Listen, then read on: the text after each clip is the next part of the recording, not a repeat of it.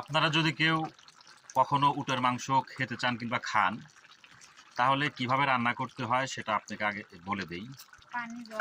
আগে সিদ্ধ করতে হবে। সিদ্ধ করার পর ভিতরে যে গাঁটগুলো আছে সেগুলা বের করে ফেলে দিতে হবে। যেমন আপনি ওই পিঠা তৈরি করার সময় গুঁড়ো যেগুলা করা হয়, ধানের গুঁড়া, ধানটা আগে চাউলটাকে সেদ্ধ করে ভিজিয়ে নিতে হয়। ভেজানোর পর ছাকতে হয়, ঠিক ওইভাবে মাংসটাও ছেঁকে নিতে হয়। তারপরে মশলাপাতি দিয়ে যেভাবে গরুর মাংস রান্না করেন ঠিক ওইভাবেই রান্না করবেন, তবে অবশ্যই ঝোল রাখা যাবে না।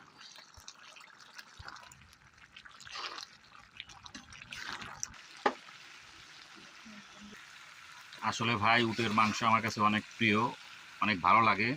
তাই দুই ভাই সৌদি আরবে থাকে, তাদেরকে বলেছিলাম, আব্বা মা হজ করতে গিয়েছিল, তারা নিয়ে আসছে।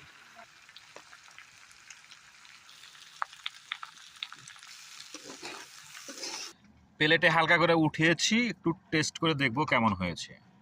এই দেখেন বন্ধুরা, হয়ে গেছে একদম কালা ভুনা উটের মাংস। ধন্যবাদ।